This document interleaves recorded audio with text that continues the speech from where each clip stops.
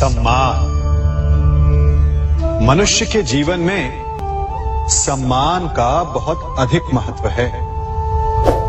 वो उसे अपने हृदय, अपने मन से जोड़कर रखता है। कदाचित इसीलिए हम शत्रु के सम्मान पर चोट पहुंचाते हैं ताकि उसे पीड़ा पहुंचाई जा सके। परंतु ऐसा करने से सावधान रहे मित्रों। शरीर पर लगी चोट मनुष्य भुला सकता है, परंतु उसके सम्मान को लगी चोट उसे जीवन भर पीड़ा देती है। और स्त्री के मान सम्मान पर लगी चोट उसे उस सीमा तक ले जाती है जहां उसे केवल प्रतिशोध दिखाई देता है। यदि अपने शत्रुओं को जीतना है तो प्रेम से जीतिए, अपने कर्मों से जीतिए। उन्हें अनुभव करवाइए कि उनसे भूल हुई है। किसी के सम्मान को ऐसी चोट ना पहुंचाइए कि वो आपका नाश करने पर उतर आए। स्मरण रखिए, किसी का अपमान करके आपके हृदय को कदाचित थोड़ा संतोष आ जाए, परंतु उस अपमान से आप कई हृदयों को आघात पहुंचाते हैं और अपने लिए एक शत्रु और बढ़ा लेते हैं। हम सब शीघ्र ही सफलता चाहते हैं, ढेर सारी संपत्ति और सुख चाहते हैं, और ऐसे में कई बार हम छोटे मार्गों का चयन कर लेते हैं। वो मार्ग जिनमें परिश्रम नहीं होता, जिनमें होता है तो केवल छल, कुटिलता और भाग्य का सहारा। जैसे कि जुआ। कोई जुए के खेल में धन लगाता है, कोई दांव लगाता है और ये भूल जाता है कि जुआ ऐसा दलदल है कि जिसमें एक बार गिरे तो सर्वनाश से पहले निकलना असंभव है। यदि आप जीते तो और जीतने की भूख बढ़ जाएगी, और यदि आप कुछ हार बैठे तो उसे पुनः पाने के लिए आप फिर से खेलेंगे। मनुष्य को ये आभास ही नहीं होता कि अपनी संपत्ति के साथ साथ वो अपनी मानवता, अपने संस्कार, अपना धर्म और अपना उत्तरदायित्व सभी जुए की भेंट चढ़ा देता है। इसलिए कुछ पाना है तो परिश्रम से पाओ। यदि कुछ जुए में जीता तो वो उतना शीघ्र ही खो दोगे, चूंकि उसे परिश्रम से पाया नहीं गया है, और उसकी रक्षा करने के लिए आपके मन में स्वाभाविक प्रयास भी नहीं होंगे। क्षमा बढ़न को चाहिए, छुट्टन को उत्पाद। क्षमा इस संसार में शांति का, सुख का मूल आधार है। क्षमा आपके मन से प्रतिशोध और शत्रुता जैसे भावों को समाप्त करती है। परंतु क्या हर स्थान पर क्षमा आवश्यक है? क्या प्रत्येक का अपराध क्षमा करने के योग्य होता है? नहीं। कभी कभी उसे क्षमा करके हम उस व्यक्ति को और बड़ा अपराध करने की प्रेरणा देते हैं, और ऐसा ही अपराध है स्त्री का मान भंग करना, जिसमें क्षमा की कोई अवस्था नहीं। यदि सिंह भूल से गाय के बछड़े का अखेट कर ले तो उसे क्षमा किया जा सकता है, परंतु यदि वो नरभक्षी हो जाए तो उसके केवल दो स्थल होते हैं, या तो पिंजरा या फिर मृत्यु की गोद। कुछ परिस्थितियों में क्षमा के स्थान पर दंड देना आवश्यक होता है, चूंकि ये दंड का भय ही है जो लोगों को वो अपराध करने से रोकता है। संसार में सबसे बड़ा क्या है?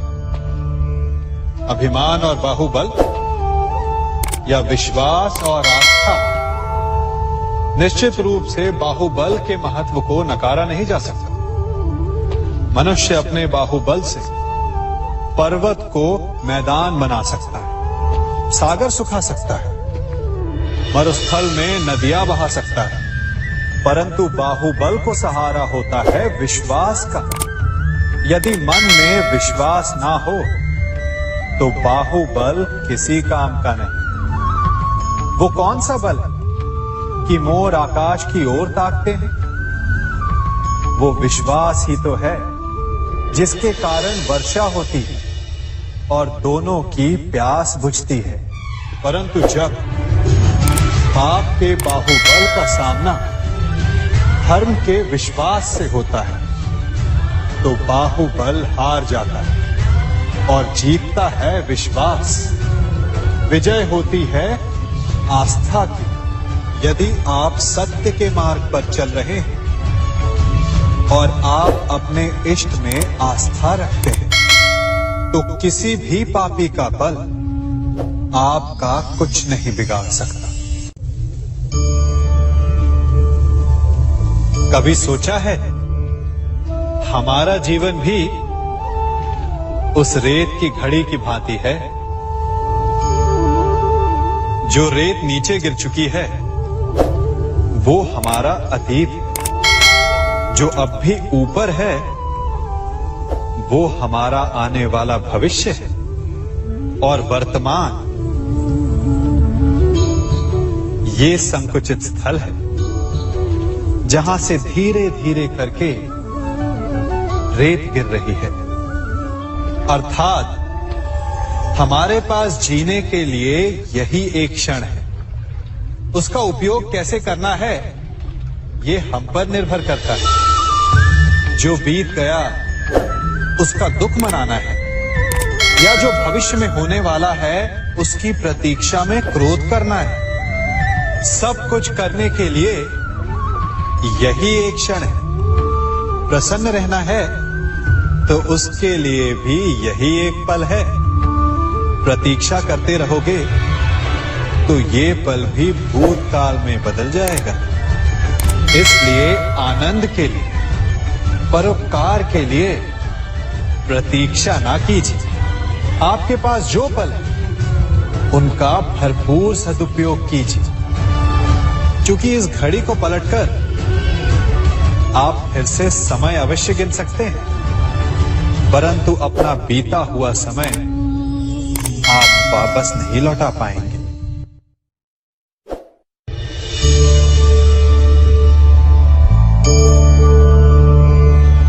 मनुष्य के जीवन में संतान का बहुत महत्व है।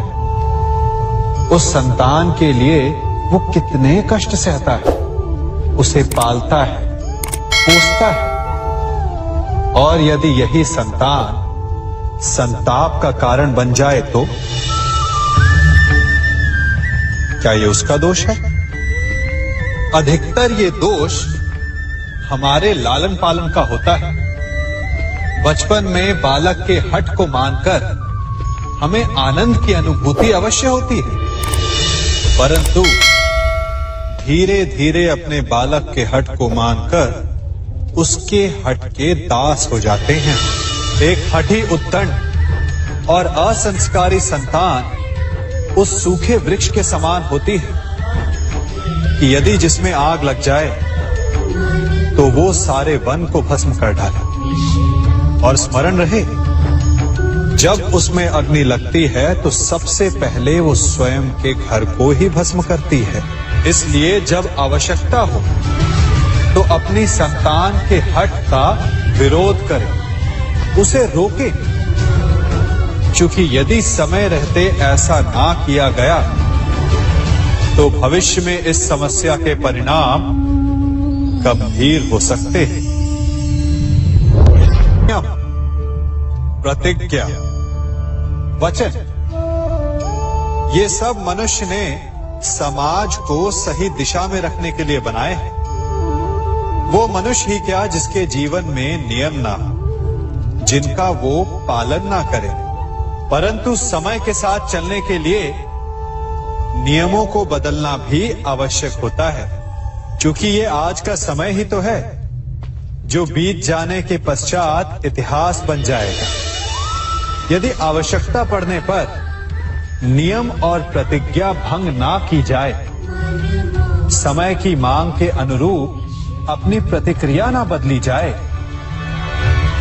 तो इतिहास हमें कभी क्षमा नहीं करेगा। आवश्यकता पड़ने पर आपकी तोड़ी हुई एक प्रतिज्ञा, एक बंधन कभी कभी पूरे मानव इतिहास को बड़े विनाश से बचा सकता है।